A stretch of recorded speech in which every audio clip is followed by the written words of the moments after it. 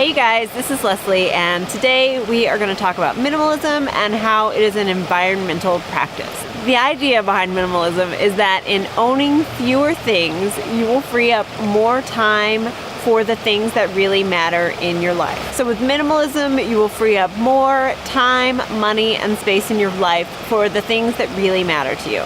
You don't have to call yourself a minimalist to get value from practicing minimalism, so don't get caught up with titles. And there are no rules to minimalism. You can make up your own rules. So don't worry about people who are out there owning 100 things. There's not a definition.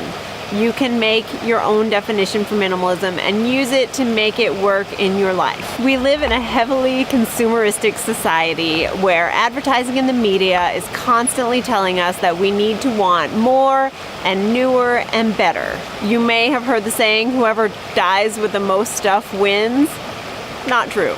But minimalism doesn't mean doing without. It only means getting the things that you need and love and having those around you and getting rid of all the excess. As well as being beneficial to you personally, minimalism is a fantastic environmental practice, and here are some of the reasons. If you're buying less stuff overall, then there's less demand for new products to be put into the marketplace. The only reason that the products are made is for someone to make money on the other end, and if nobody is buying it, then they're going to stop making it. So we have to stop having the demand for all the things that are in the store.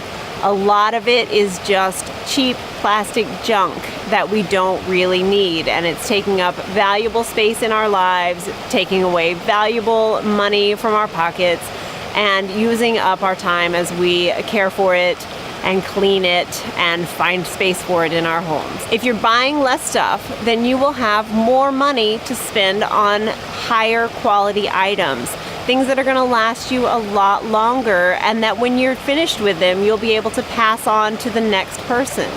Another option is to buy higher quality items secondhand, so you're already giving another life to an item that has already been used. When you have less stuff in your house, that means that there is less to clean, which frees up a lot of space for you.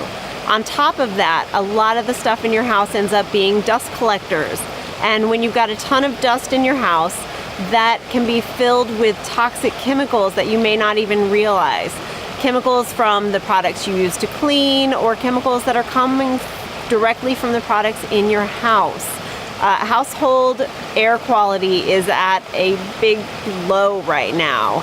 It's pretty bad. Some of the worst air quality is actually within your home, and you spend like most of your time indoors. So we really want to pay attention to that air quality and make sure it is good. Having this toxic dust in your home can cause people to have problems with asthma. It can cause irritation to the nasal passages and also irritation to your skin. So you get a better quality of health by having less dust catchers in your home. According to the EPA, Americans spend 93% of their time indoors. So you can see why indoor air quality should be really, really important to you.